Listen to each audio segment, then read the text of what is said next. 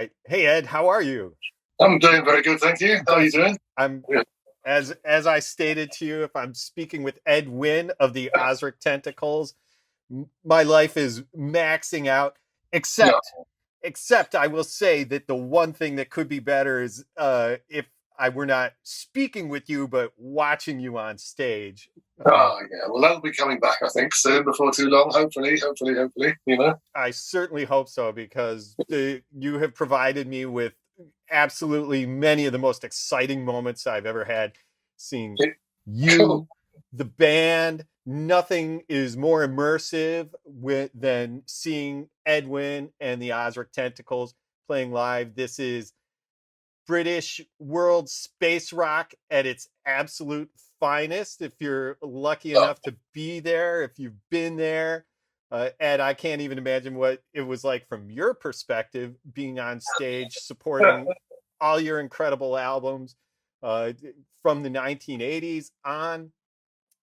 And there's so many fans of Ed Wynn and the Ozric Tentacles who got an incredible surprise late last year, as I did when if you opened up Apple Music. Imagine me, a fan of the Ozric Tentacles, and Ed's amazingly inventive guitar playing, which has had him praised by many people uh, at the top of the industry as being a huge inspiration to them. I do believe Jeff Beck called you the greatest guitarist in the world.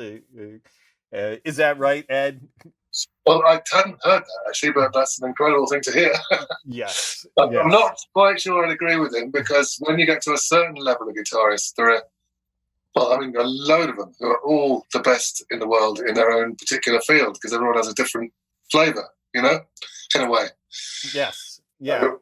I hesitate to say who is the best guitarist in the world. I think there's many for me. Yeah. I know that's right. And of course, I put you on the spot by asking you to confirm that because if it were true and it's just not something you could say someone is the greatest guitarist in the world. Jimi Hendrix Yeah, was called that. I remember on the Dick Cavett show, I believe, and uh, sure. all he said was, I'm the greatest guitarist sitting in this chair right now." Is that right? Yeah, great. Okay, I'll have to remember that. That's a good answer, actually. That's very cool. Yes, he Yeah. did. Yeah. So um, a lot of people know me that when I do a video, I have a real scripted intro, but with Ed Wynn, I'm not doing that. I just want you to imagine the experience that I had, however, as a young intern. My entree into the music industry was working at a record label in New York City. I'd only lived in New York for about a month, kind of a wide eyed kid from the Midwest, and doing a publicity internship. And this was 1993.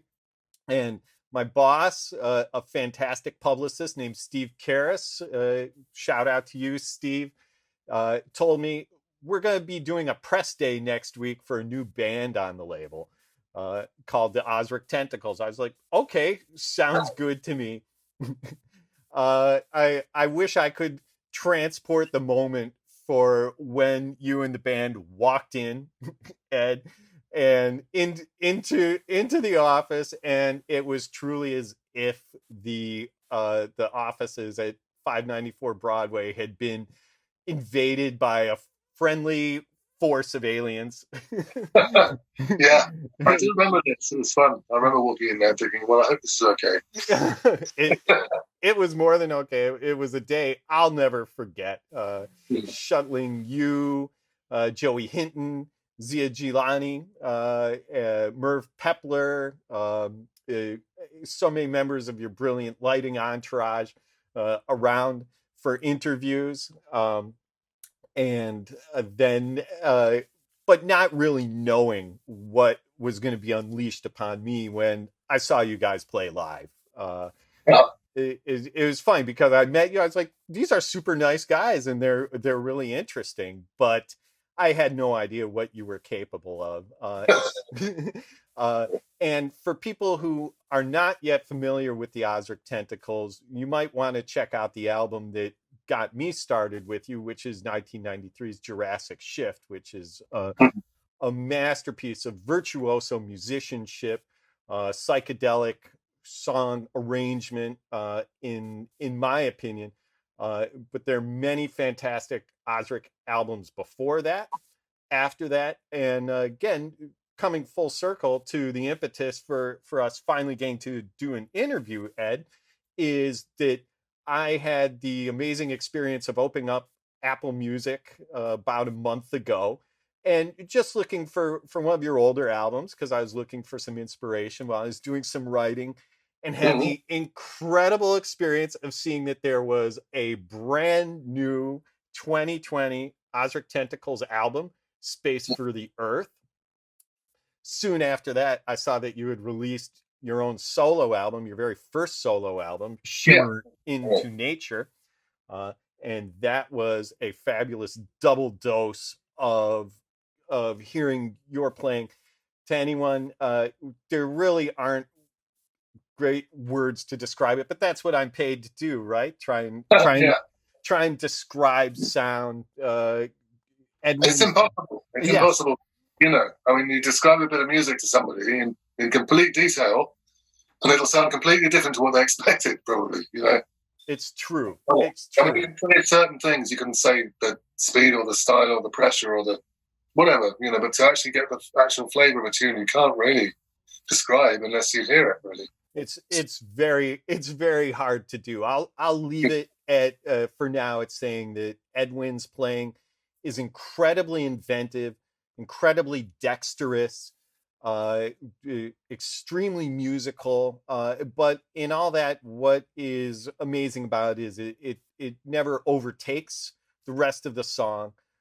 It's despite how fantastic Ed's playing is, you're playing, Ed, it doesn't it's not about overwhelming the song or the arrangement. It's really just about providing the feel that you're looking for, which is either something thrilling, immersive, imaginative, transporting, right? What, you know, how I've been talking a lot about your guitar playing, and we're here to talk about audio engineering and Mm-hmm. recording, which is something that you're equally adept at. But you know, I'm interested in how you see yourself as a guitarist now, and your own approach to playing guitar. Well, I always wish that I could be better at it, which is a lifelong thing, which is the joy of playing a guitar, is the fact you don't perfect it because there is no perfection. So I just enjoy slowly climbing this ladder towards an impossible goal of having perfect guitar parts. And then on the way, I'm enjoying myself very much. One thing I will point out is the fact that I've noticed listening to my own stuff recently that it seems that it works it's conversational. It's like a storytelling conversational thing. There'll be a question and an answer, and then a suggestion of another thing, then another question, then a final conclusion. In a weird kind of way. I noticed this the other day, actually listening. I was thinking, you know, why don't I like this particular solo I've just done? And it's because it's not actually telling any stories. It's the first intro pulls you in, then you get a suggestion of what could be or what could be on the other hand there. And it's then the time again for me to decide to go A or B. And it's a question of pathways as to where to lead the solo and take people out there and put them back in a nice place is one of the things as well, you know? That's all very abstract. I'm sorry. It's the only way I can try and describe what happens in my head with it anyway, you know? Well, I'm really honored to be here to hear about this gestalt that you had, and hopefully we've got the scoop on this, Yeah. because Ed has done many an interview. To me, it's fascinating to hear and understand that you continue to have new revelations and perspective on your own playing, which is something that I think all of us seek as musicians. I'm a drummer, but also as engineers. Uh, what these are kind of like breakthroughs, right? Yeah. I mean, in a way, every stone you look under reveals a few more stones to look under, you know, in a way, for me. I mean, occasionally it clogs up, you know, and then the inspiration goes, and then perhaps it's time to have a break. Play some synth for a few days, and then pick up the guitar again and go, hey, this is fun. And things, and influences come in, but very slowly. If I hear something I like and I think that's interesting, maybe 9 months later I'll be suddenly playing and think, oh, there it is. So it went in there and slowly filtered its way up to the fingertips. It takes a while to get through there, you know? Yes. I'm not a fan of sitting there and breaking my mind trying to learn something very, very difficult. If I can't find it comfortable, I think, well, that's not a riff for me, you know? I hear them in my head, sometimes impossible tunes, and I do my best, and eventually comes together. The funny thing is often in recording, there'll be a passage that needs a solo, and as it's a take on recording, I'll bend it as far as I can to make it as different and unusual and interesting for myself. And then I'll record that and then go on to the next thing. And then a few months later, it comes time to sort out the next tour. And okay, we're going to play this track. And suddenly all this stuff that I've been working for months on has to be done in a row on one guitar with no mistakes and convincingly with a load of people looking at you and with Jasper's Night Show strobing in your face. Right. Yes. Yeah. So sometimes I think when I'm recording, should I be careful here? Am I going to do something that's impossible to achieve live? And it's a slight dilemma, but I usually go the way of thinking, well, I'm going to just record it. Let's see what happens, you know? Absolutely. Yeah. And that's a classic debate, right? Over whether an album should be something that can be duplicated 100% live. Yeah. For me, I never think like that in the studio. I'm always just recording. And then someone will come and say, oh, that'd be nice live. And I think, oh, God, really? Okay. You can try it, we'll see, you know. But, it's interesting to me because it sounds like what you're saying is that when you're recording, you're not seeking to necessarily challenge yourself technically, but rather to simply find something that's pleasing, and you'll do that. But then when it comes time to duplicate it live, you'll suddenly comprehend how challenging that. I know, yeah. And I mean, okay, no, I mean sometimes I do try and make it really, really technically unbelievably intricate and impossible. Sometimes, because for that particular moment of studio time, I had the fingers for it, and and there we go. That will never be done again. But it was a good take. I'll keep it. Happy accident, whatever it is. And then comes the live thing. You have to figure out some way of doing what you just did by mistake. You know, it's not good fun. It's like a dance. You know, it's a little dance there.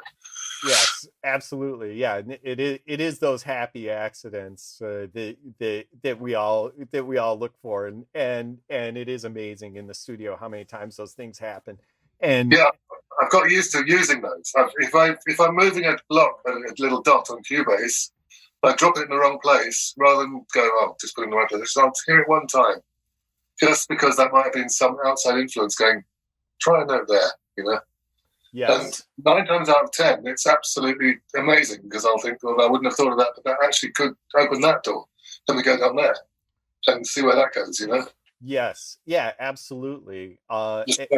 Yeah, we have to find ways to be objective.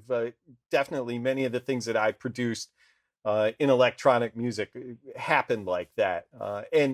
And I don't know about you, but I had to stop beating myself up, saying, okay, I did that, I love that, and I got to make sure I can duplicate that again. Yeah, that's one of the dilemmas. Another one is you get one of these things that happens and you think, okay, this is going like this, and then you can think, wait a minute, this is not what I want to do with this tune. We're taking a little swerve here, and then it's a little dilemma. And I think, well, either okay, you don't do it, but it sounds good, so I have to do it. Right. So then it's like we go there, but then how do we get back to where we were and get back on the rails with the tune we were trying to make here? You know, and sometimes it doesn't work. Sometimes it just goes off into somewhere else entirely. Right. And sometimes I can bend it back and sort of start pulling some of the elements of the earlier bit of the song into this new bit and gradually find the floor and land back in where we were. Yes. Sort of yeah. Well, let's drill down to your latest works, both Space for the Earth and Shimmer Into Nature. Again, Space for the Earth is an Ozric Tentacles album. Shimmer Into Nature is your new solo record. are there songs that you can point to right now? We're talking about happy accidents. Are there any songs where you know for sure that happened? Yeah, all of them basically. Pretty much all of them have got some or a few to various degrees in there. Yes. That's where the magic comes in. Yes. Someone might come over a cup of tea. You turn around, you think, "What's that?" You push a button on the keyboard by mistake, and a note appears from nature, from random nature, and there you go. There's a possible option you could go. It's funny, it is. Well, absolutely, and yeah, and I do love to think about the randomness of sound.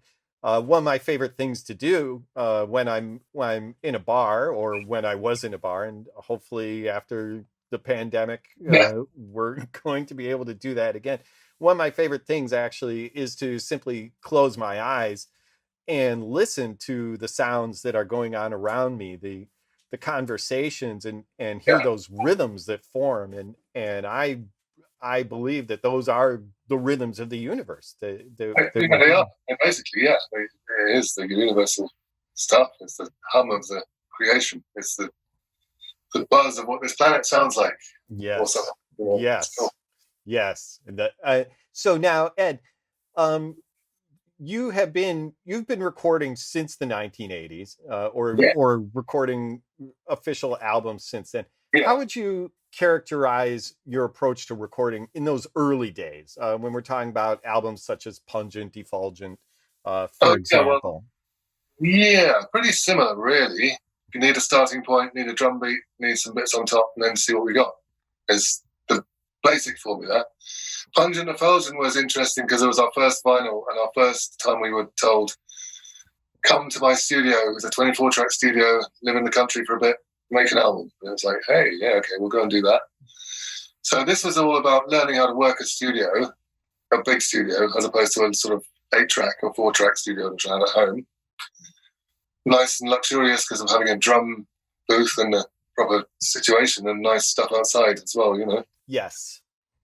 So that was, and very much involved with we were all there to make an album, as it were, as opposed to me sitting there and getting people in. It was like we all travelled to this place in Wales, in the middle of the countryside, and pushed go on the record button and started making music.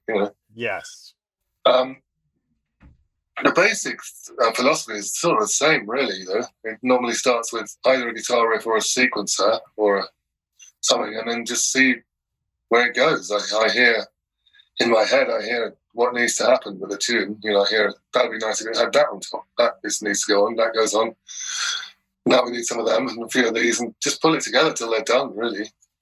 Do you remember at that time, like, the approach that was taken to recording your guitar? How much of a say did you have in it, or was it strictly run by the engineer? No, I was the engineer. I was brought in there, and I didn't know what to do with the machines and that. And he just said, "Right, here's this. Those, switch those. That's how you record that. Those are the channels. See you later. There's plenty of food in the fridge. I'll be back in a week." Right. Okay. You'll be back in a week. And by the way, the fields around here are full of magic mushrooms. See you later. Bye-bye. So really, that's what happened there, really. I thought, well, we can't really eat too many of these magic mushrooms because I have a job to do here. So I was getting it all ready in the studio, and I went to the house, and there was a mountain of these things on the table in the lounge there. Everybody else had been out picking these things, and there they were, this heap of these things. And, okay. So there was a bit of an influence there to do with getting isolated and in a certain state of mind and an inventive thing like this, So, but there's no real difference there to what the philosophy of recording there is to what now, really. The main advantage I have now is I don't run out of channels anymore. This was my problem, because that studio in Wales where we did the Pungent Effulgent album, not all the channels worked. Okay. On the 24 track. It was a reel-to-reel 2-inch machine the size of a washing machine, and it had, I think, 17 channels working. So what we had to do is pull the cards out and put them in different channels if we wanted to record other things, and juggle these things about, until eventually he got enough cards to get them all working and play the whole track together. Wow. So it was a little bit like cobbling it together out of randomness. But it all made sense to me. It was lovely. It was great. I could make sense of that. I was in there happy with the a studio. I've been given a studio for a bit to go and make a record with, whatever. Right. Wow. Really, it's like a fairy tale for us. It's amazing. That does sound like a fairy tale, and it's not a typical introduction to recording. But it sounds like first there's something in there that a lot of engineers point to that is usually regarded as important in early experiences, is that there were limitations. Not all the channels were working.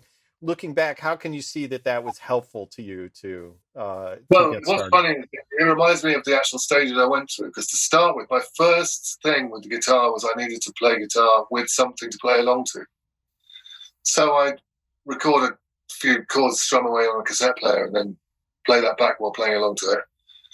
Then I got a 4-track reel-to-reel, which was an amazing thing because I could actually do proper overdubs and that. I had no mixer. I had all 4 channels twisted together into a curly guitar lead, plugged into my Marshall amp, and that was my monitoring. So Nice. it's monophonic, dry 4-track recordings, and then suddenly something happened. I got some job, which meant I could afford to get an 8-track and a mixer and a couple of effects and stuff. So then I was off and away. And the rest is history, basically. And after that, went from that to the 24-track studio, then went 32-track digital, and then on and up. And now it's just computer, and you can have as many as you want, you know. Ed, have you always engineered all your own albums? Were there any of those records in between where you were put in the studio and given an engineer to run things? Yeah, Strangitude. The album Strangitude is the one where we actually were able to do that. We needed somewhere to do an album. I didn't have anywhere at the time, and I had a friend who knew a drummer called John Heisman. You maybe heard of this guy from various bands. He had a studio in Croydon, which was quite near where we lived in London. And it was possible to do it there for not very much money, but we had to do it quite quickly, which was unusual for us. We normally get all the time in the world. Mm-hmm. But this was actually a 2-week slot, so we had to think, okay, we'll make a record actually efficiently. And the guy, my friend John Cannum, who I've known for years, and was engineering that one, and it was nice to let him do that, you know. Yeah, we managed to do that in a couple of weeks, which was unusual for us, but we had most of the material ready, so it's just a question of doing new versions and laying it down. And much fun was had by all, really. We did that track Sploosh in there, which was always good fun, you know. Yes. So, so it sounds like you did like that experience. So, Ed, are you telling me that on albums I've heard like Pungent Effulgent and Jurassic Shift, were you also the one who set up the mics for the drums and everything like that? Yeah, I did pretty much most of it, yeah. Wow. I didn't know what I was doing, you know. I just started with the microphone. I'll point it towards that drum. Here's another one. What's this one do? It's egg-shaped. I've seen them in bass drums before. I'll put that there. Literally, the first Jurassic was literally a new studio with a drum booth and a load of mics in boxes, a few mic stands, a couple of cables, and there you go. Have fun with that. So I was like plugging them in, and wow, sounded awful when I got them all going through. Okay, because it does until you've got rid of some of that wild stuff. The bass drum sounded good. The bass drum had a really good sound. I thought, well, okay, that's something at least. The bass drum's great. We can build from there.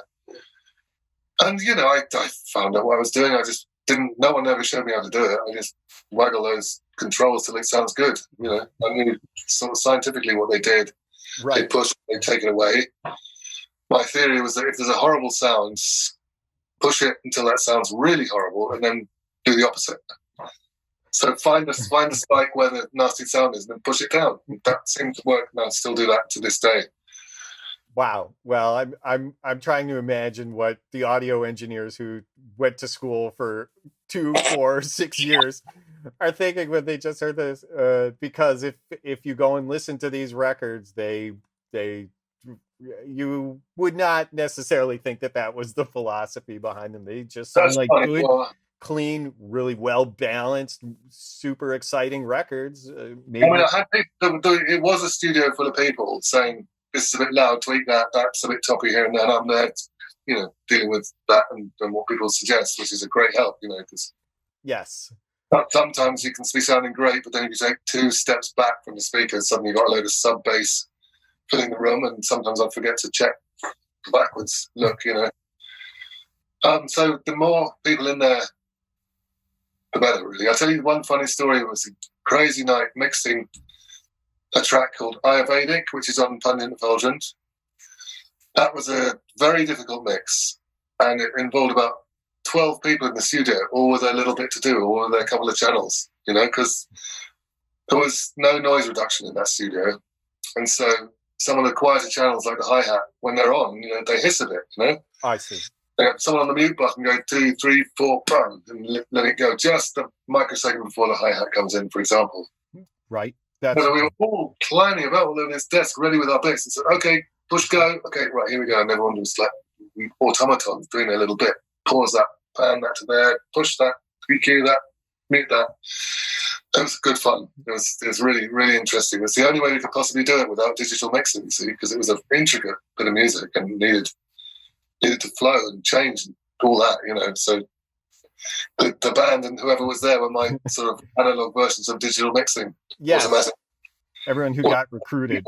Well, I think that, so I think you just redeemed yourself with any audio engineers, any classically trained audio engineers listening to that, because this is, that's the opposite end of the spectrum, which is the mix and aspects of the audio engineering really having to be done in this very precise precision way, executed as a performance in and of itself.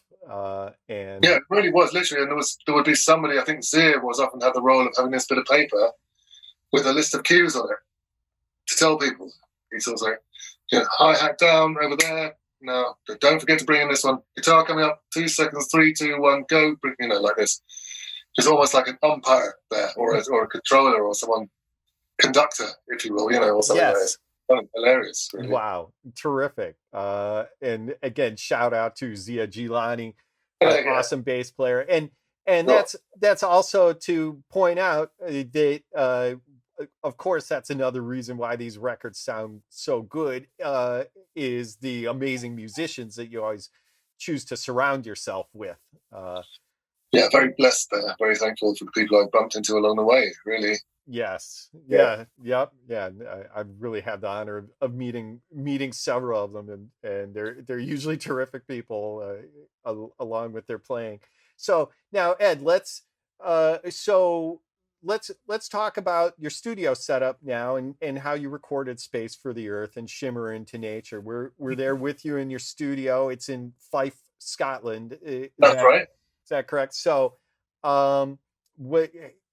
when you had the opportunity to get this studio set up, which has been there for what, a couple of years now, is that right? What was the mindset you took into setting up this studio, the workflow? How did you want it to be able to work for you creatively and technically? Well, I just needed to have, I mean, basically what it is it's a garage in the outside. It's an outbuilding, a separate building. When I first came in here,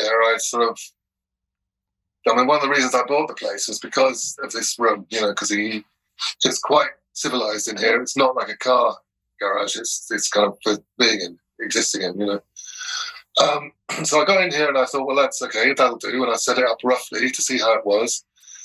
The most annoying thing was the fact that I could hear people walking down the street outside, like literally talking quietly to themselves. It was as if I was in a tent out in the garden. So I got some guy in who very, very thankfully was able to put an inner room within the room and put sort of rock wall around it and soundproof it and insulate it a bit. And so having done that, then it was great. I was in my little bubble where I could close the door, and it had that magical thing you get when you close a soundproof door and everything goes shoof, and it's just quiet and still. And I thought, well, okay, this will do. Wow. So then I just set the gear up, man. You know, I just got speakers, put them in the corner, put the thing in front of the thing, and put the keyboards behind me, and that's pretty much how it is, really. I put some insulating foam pads on the ceiling and walls to calm down the frequencies a little bit. And And yeah, after a year or so, I got used to the sound and what the sound in here was interpreted in other speakers, which is always a big problem for me. I wish everybody had exactly the same hi-fi, so you could tell them exactly what it sounds like, and they all sound the same in every house, but it's really not the case. So I had to, through trial and error, relate to what the frequencies in this room meant in other speakers, and basically I was giving it way, way too much bass end in here. So, because there was no subs going on in here, so basically I had to learn to take the bass, turn the bass down a bit, and I've got it now. I think I've got it. I know what a good sound is in here compared to what's not, I think. Right. And then what else happened? I just basically set some keyboards up around the place, have them plugged in, midied up, ready to go, and guitars, and that's it, really. Right. Okay. So not rocket science, as we would say, someplace where you're comfortable. Yeah. You can press record when you need to. Yeah, I didn't get some guy in to do the frequencies or anything like that. I just thought, well, Right. That aspect that you're talking about is of making sure that your mixes translate in the outside world is absolutely something that people grapple with, especially when they set up a new studio. What was your process for figuring out which frequencies that you were overemphasizing or underemphasizing? How did you wind up being able to calibrate it to what you knew was translating correctly? Well, initially I run into the house and try it on the hi-fi in there, and that tells me a lot. It's like, oh, okay, right, don't anybody listen to that. I'm going back in, I'm going to do it again and try a few of them. Then I will try headphones, different kinds of headphones. Trying the car is always very, very good, because the car will let you know what's cutting through and what's not, because you've got the engine running and stuff. And then usually, once I'm really happy with the mixes, I'll actually send them off to some other guy to do the mastering. Because a different set of ears on it can be a good thing, and if it's somebody you trust, then it's good. I have a friend who's very good at this, and it's cool. He sort of does it, and he has so many different speakers. He can hear it on his place, like literally down to iPads and telephones and kitchen speakers and room speakers in the car, and he can send it all from his little desk and that. Yes. Cool. Do you send your mastering engineer stems or just the 2-channel? Well, I wouldn't let him mix it. No, near a large bowl, man. No. No one's mixing my tunes with me, and no one will understand ever what it takes. No. Right. Yeah, no, I mean, wow, yeah. I wouldn't do that. No, if someone wants to remix a track, I can do that. Okay. Yeah. No, I wouldn't they wouldn't know what to do. They wouldn't know. No. That's as far as you'll go. Yeah, I'd love to try it just for fun. I mean, why not? One day, but I wouldn't trust anybody else with those frequencies. Ed, let's talk about mixing, because I was surprised to learn that you mixed the music, like when we were having our talk before this interview, just because to me there's so much musicianship on the albums that I figured that was plenty of work right there. But I love the mixes on all the Ozrics records, and I really believe that everything comes through. The balance there is so good. There's so many effects going on at times, but yet everything is so clean. Cool. Yeah. What do you how would you characterize your philosophy as a mixer? What are you trying to do when you mix? Well, I mean, it used to be there's more of a thing to do with the fact that when you mix, you actually sit down and you do your mix, whereas now I kind of do it as I go. I'll make the little bit of sound, whatever it is, and push it in there and blend it in as a painter would do. You work on a little bit. And so now there is not the mix to do. There is just the, eventually you do the final bit. But with Pungent and Filtering, for example, it came to mixing day and you put it on and you was from scratch. Zero the desk and start with bass drum, boom, boom, boom again.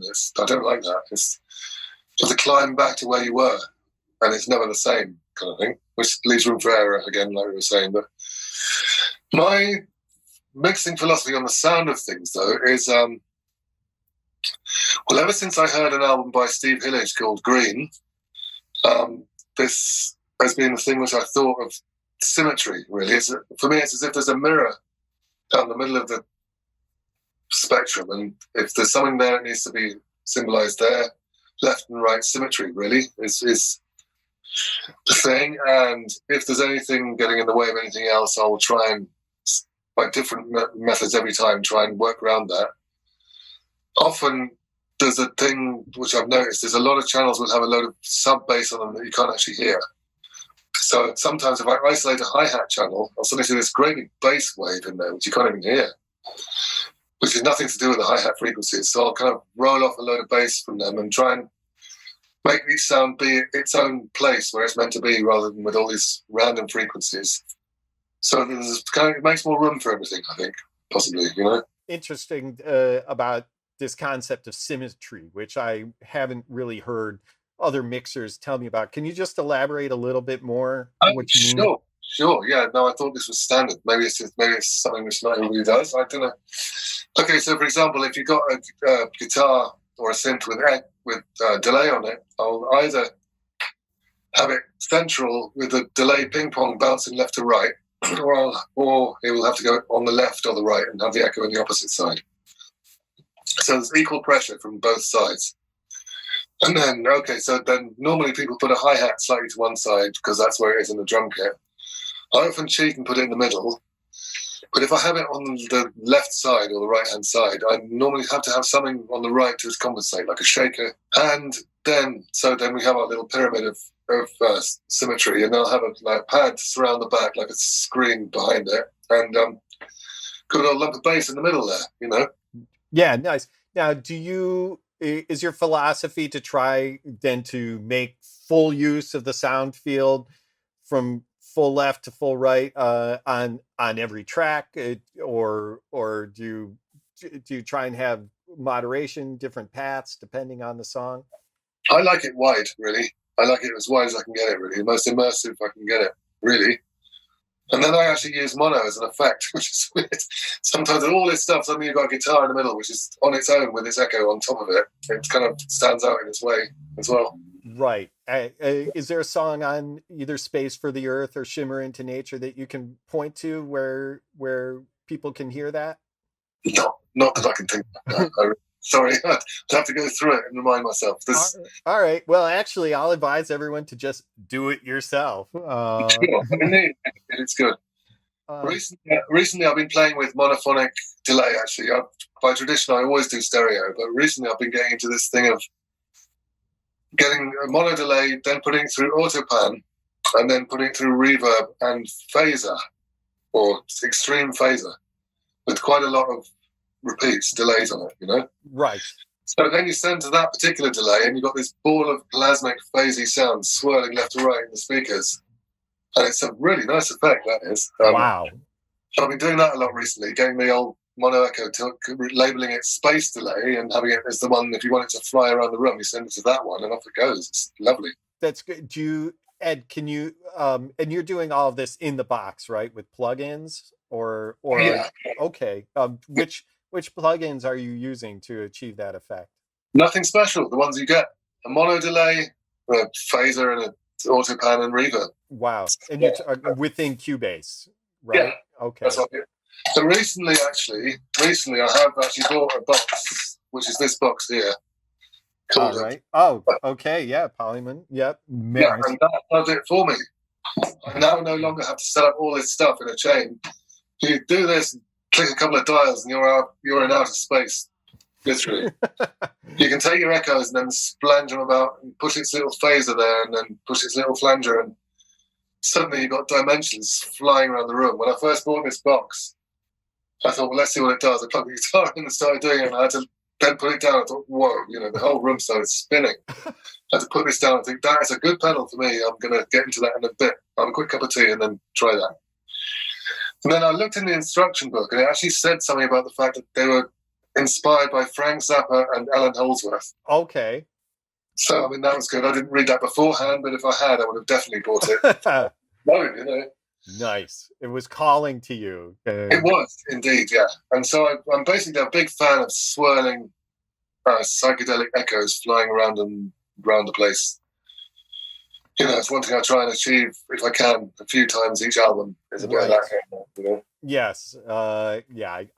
I can attest. I can attest that those moments have occurred.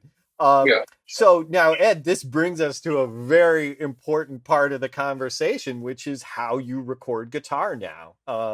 You told me that at some point you evolved from miking your amp to now using a direct amp simulator, correct? Yeah. Yeah. When did that shift happen for you? What triggered it, and why is that your preferred way of recording now? Convenience is one of them, because I think now that the amp simulators have got good enough for me in a way to actually be a bit like having a Marshall amp with a Shure 57 mic on it, which is my traditional way I used to do it. Good for me because it used to be my amp would be somewhere in the line of fire where people walk backwards and forwards and kick the mic. Therefore, you need to get the bits repaired the next day, and you can't get the same sound as you had because the mic's not in exactly the right place, and all this nonsense. So I actually nowadays I record normally through a GT10 for the amp simulator in there. Right, that's a Boss, right? Yeah, the Boss GT10. Yeah, it's a lovely machine which I got maybe 10 years ago with all the Boss pedals in it and then some. You know. I'm sure there's loads better ones now, but that's good enough for me. It's fine, you know. Right. Yes. Terrific. And so, and you were talking about your pedals, or that one Strymon pedal. I imagine you have many pedals in your collection now, right? No, not as many as I used to have, unfortunately. I see. Yeah. Now, why is that? Because the weak link on the stage was the problem. All those little pedals in a row, they each needed a little battery, they each needed a little cable.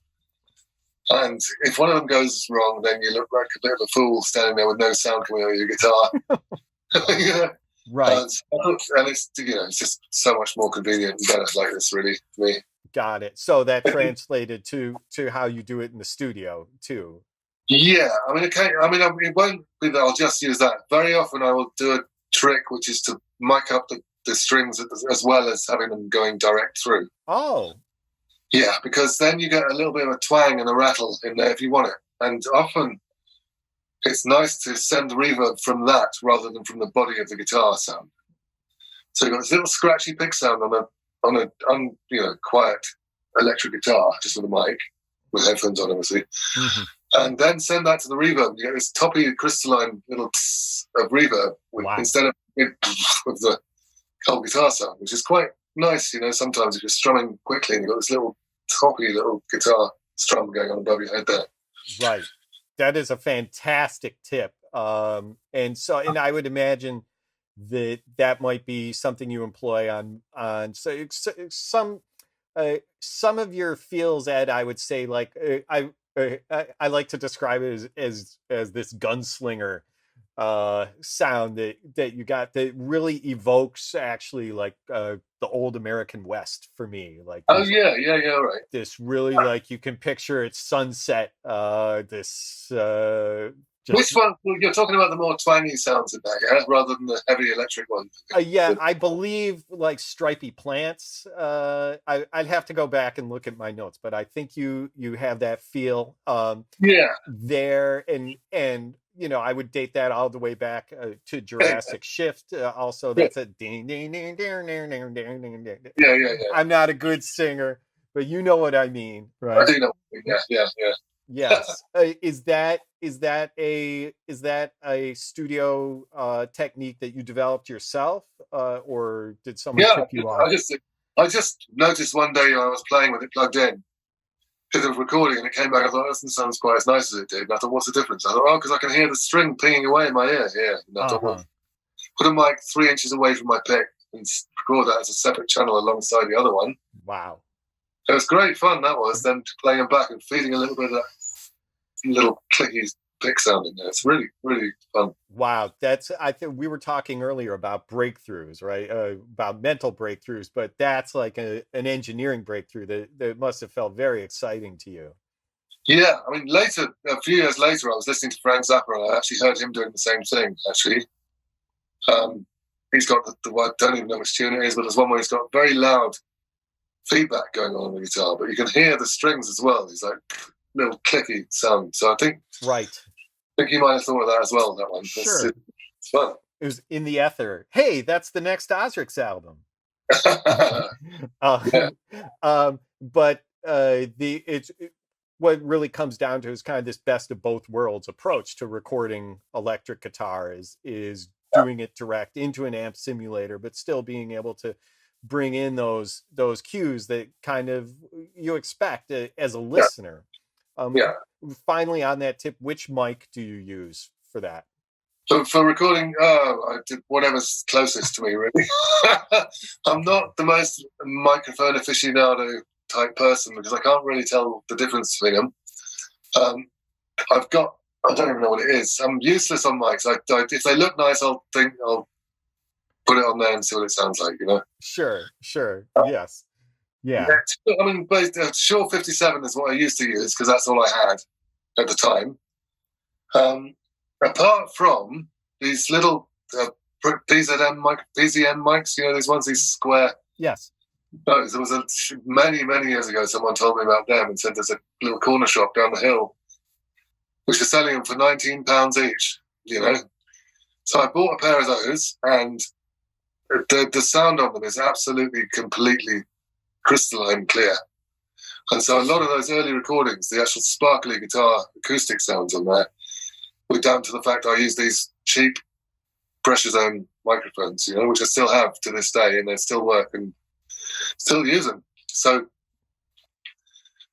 I don't know whether it's to do with how much money you spend on a mic or whether it's just the right mic for what you want to do. I don't know. I don't know how it works, really. Absolutely, yes. It totally comes down to how you use them, and that's usually the prevailing principle. I mean, I'd probably feel differently if I was a vocalist. I'd probably have more of a thing about microphones, you know. But for me, it's whichever guitar happens to be near whichever mic means that was sound for today, you know. Right. Well, and Ed, I'm glad you said that because that reminds me of you don't sing on your records, but you play a lot of synthesizers on Ozric Tentacles albums. Yeah, more than guitar, really, in studio anyway, because everything's made out of synthesizers these days, and then you do a little solo on the end at the end, and that's your solo, you know. Yes. What is satisfying to you about playing synths? What's satisfying? Well, it's hard to say, really. I absolutely love them. I know how to work them. I was fortunate enough to begin my synth world with an analog synth, a Sequential Circuits Pro 1 synth, which has no memories in it, and it's from scratch. You know, you have to know what you're doing. You have to learn what makes a sound and how you get it to do what you want it to do. So I'm very fortunate to have had that as an upbringing synth-wise. So rather than just buying one and using the presets and not knowing a clue how they got there and what to do and how to make it. So for me, it's satisfying. The knowledge I have enough knowledge of it that it's very satisfying for me to be able to make pretty much any sound I can imagine. And then some, you know, you get surprised by what you didn't imagine as well.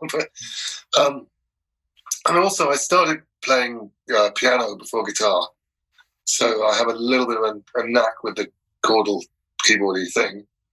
So yeah, it's very satisfying to be able to play that piano knowledge and get it with a ridiculous sound coming out of it. It's great fun. Oh, sure. Which synths are you employing right now in the studio? I have my main synth has always, for many years, has been a Novation Supernova. Then above that, I've got the fairly new Roland System 8, which is very nice. I have a Pro 1 synth there, and then over there there's a Korg. That's actually Silas's one there. There's D50 is another one. The Roland D50 is one which I've used for many years, which is still alive and still sounds great. And that's probably sort of it for the moment in here. Right, that's right. It's interesting. It makes me think of Eddie Van Halen, who sadly departed, and really was a very avid synthesist as well as guitarist. As we heard on the beginning of Jump, there, that was probably him when they were playing those ding, ding, ding, ding, ding, keyboards. Yes. Yeah. Yep. Yeah. It was. It's just really. It sounds like that your experiences across synths and guitar must cross pollinate these ideas for you. Yeah, completely. Yeah, I mean, it doesn't. It's yeah, I can hear a tune in my head, and I know how to play it on a guitar or a synth Yeah. about almost equally, to the point where I can almost hammer notes on the guitar and play a harmony part on the synth with it. But I'm not going to. I'm going to practice a lot before I try and do that live because I don't. Yeah. Yes. And you when you execute the bass parts on these albums, Ed, do you do them with an actual bass, or are you doing them on synth? Depends. 2 days ago, I was doing a bass part on a bass. Actually, did the same technique. In fact, I had the mic against the strings to get the rattle of the strings. That came out sounding really grungy. Yeah, the battery was running out on the bass. So a distorted bass with microphone completely clean pick rattle. You know, it's good. Gives an interesting little sound there. It's come out good. Right. That's another one of those accidents, right? Every time, though, you see, this is the thing. Every guitar sound is an accident with me. I never think I want it to sound like that. Therefore, I'm going to go like this. I think I'll plug this in and see what it's doing today. Oh, that's what it sounds like. All right, well, we can work with that. You know. Wow. Yeah. So it's always an accident, really. That guitar thing. I don't have a standard way. It's whatever comes along, whatever presents itself to me on that particular day. Normally. So you're kind of like the vessel. Yeah, this music writes me. No, I don't. And the last aspect of the arrangements I wanted to ask you about was the drums and the rhythm tracks. Yeah. Is that you program some of the drums, others are live, and I program more than you think. Actually, you know, yeah, I love it. I love making it be like the almost impossible drummer. You know, you're a drummer. You probably have heard some of it sounding like a drum that couldn't actually be done. Well, yes, except I know the drummers you've played with. Amazing drummers like Merv Pepler, who remains a hero of mine to this day, and as well as Rad, who blew my mind when I saw him, and the drummers you had were so good that I couldn't even fantasize about being the drummer for the Ozric Tentacles. It was so out of the question, which I'm glad about because it just made it that much easier for me to focus on watching you play. I suppose, yeah. When I would get to see you live, but yeah, does it take you a long time to program these intricate drum parts, and what do you use to program them? Well, I'm on Cubase, and I just have whatever drums happen to be there. It's more the MIDI is the thing, more the programming of the MIDI is the thing rather than the actual drum sounds initially. And I don't know, I just start with, I imagine the beat in my head and try and throw it down as quick as I can, get a simple version, copy them up, put some music to it, and then adapt them from there, really. Right. I see. And they get finer and finer and finer. Sometimes I'll be on a 4-bar section for an entire evening, just until it's perfect. Run it over and over and over again until suddenly I can see a drummer playing it. And then that's stage one. And then stage two is when I can see the drummer playing it in my head with a smile on his face. And then it's like, oh, this guy's having fun now. Okay, this is good. Let's move on, you know? Wow. So do you do this all with a mouse? Yeah, pretty much. I mean, until very recently, yeah. I mean, it's normally just with a mouse. Start with hi-hat, dots, tick, tick, tick, tick, tick, bass drum, snare drum. Mm-hmm. Laborious, you know? Yes. Yeah. Recently, thankfully, there's these things called MIDI kits now. So therefore, I have drummers who will play me drums into them, and then I can adapt from there. It's really good as well. That saved me a lot of groundwork, really. Right. Yeah. So you mean like the electronic drum kits, like a Roland kit? Yeah, exactly that. Yeah, exactly. Yeah. I see. And so that's really good. And I have a friend who really enjoys doing it, and he's very quick. You know, I say to him, I need some drums. He says, oh, right, send it over. And then 20 minutes later, he says, right, I've done 10 takes. These are the 3 good ones. And it's like, wow, okay. That was quick. You know, that would have taken me a month to program that. Yes, exactly. And that's a benefit of the remote production techniques that we've all Yeah. had to evolve today, right? Yeah, I'm quite enjoying it, really. I've now have a system where I can basically have a plug-in on my Cubase, which is sending it out in real time, full quality audio to whoever happens to be there. So you get the video call on the telephone with that going on the computer, and you're pretty much in the studio with somebody, you know, being able to advise and mix and stuff, you know. That's right. And so the drummer sends you not only the sounds, but also the MIDI. Yeah. I mean, the MIDI is the predominant thing. He sends me the sounds on his not so good drum kit. That's for reference, so I can see what the dots are meant to represent, because sometimes they come out completely nonsense. You know, the hi-hat will be a tom-tom or whatever. So it gives me a clue as to what's routed to where. Right. And yeah, it works well. It works well. I absolutely love drum programming. I will spend weeks, months, years even on drum tracks till they're right. Yes, well, it can really get absorbing, and even though I'm a drummer, some of my favorite aspects of music production were getting into Reason and putting the drum parts together, and my favorite aspect of it, the ones that I loved the most, was when I could program with samples of drum hits that I had made and recorded. Then it's me. It's just, you know, yeah, I've done this of recording the drum actual ones, you know, and one time I recorded them as quietly as I possibly could, like literally, like I literally went with the mic that far away from the snare and just went, and then the tom, cymbals, the matchstick, bass drum, so quiet, and I got them all in there and brought them up loud, and then just played it, and it's such an incredible drum sound. Wow. Is that on? Is that anywhere I can hear it? Yes, there's a track called Tight Spin. Okay. Tight Spin is the track where at least that's it. The initial drum sound is basically the super quiet. Nice. Sound. Which album is that? Is that Become the Other? Okay. All right. Become the Other. Tight Spin on Become the Other. I think it's on that one. Yeah. All right. Everybody prepare to get tight with that. The last technical question I want to ask you, Ed, is about your monitoring setup. What monitors do you use, and I'll just have a look and see what. Okay. I know they're made by Adam S25As. They are. Adam. Right. All right. Welcome back, Ed. And yeah, hi. Yeah. They just happened to be somebody had some good speakers that they were getting rid of and selling, and when I needed them, and I said yes, please, and they're just great because I like the fact they are powered. Therefore, they don't need to be calibrated to an amplifier or anything like that. Just switch them on and they go. They sound great. So, you know. All right. Yep. Good. Now, okay, I just have a couple questions left for you, Ed. You mentioned a couple of other recordings have influenced you over the years. I'm certainly interested to know what recordings from other bands and guitarists you would name as big influences and inspirations to you. To inspire me?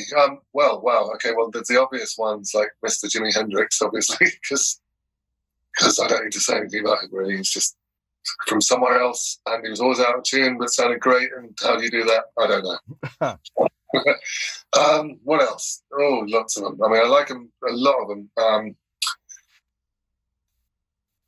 enjoyed the Steve Vais and Joe Satriani's of this world, and all that they brought to the table was thankfully unbelievable. Notes I can't imagine how on earth you get those, and I don't even need to want to try because he does it well enough for me to listen to, and I'm happy with that. God, who else? I can't really think of anybody else really at this moment. So Guthrie Govan, do you know this guy? Guthrie, what? What's his last name? Govan, Govan. No. Oh, okay. He's perhaps my favourite guitarist in the world at the moment. Whoa. He's English, and he's very, very good. Very, very, very good. I think perhaps my favourite guitarist, if there is one, will be this guy. Okay. And you haven't even heard him yet, so that's funny. No, I saw him play in Fort Collins, actually, when I was living in there. And, it's just great. Nobody I thought, well, I've got to talk to this guy because he's one of my complete heroes. And then afterwards, he was just like standing up there on his own, just like having a cigarette. Just like, I walked up to him and said, hello. I said, oh, right, hello. You sound English. Yeah, I'm English. You too. Yep, hey. Weird out here, isn't it? And then he said, oh. And I said, great, I'm in this band, Ozric Tentacles. He said, oh, my God, really? Right, okay. And he said once he was around at our flute player, Jumping John's house, being played a load of live Ozric stuff, and he's enjoyed it very much. And he said, nice to meet you, and blah, blah, blah. You know, it's a nice little moment there. It was a great gig, and I loved it. And you should check him out. He's good. He's good. I'm going to. That's part of what I was doing with that question, was mining for gold, and so I will give it a listen, and hopefully people out here will do it too, to explore. Ed, here's my last question. Is if you could record an album with anyone in history, alive or no longer with us, who would that be?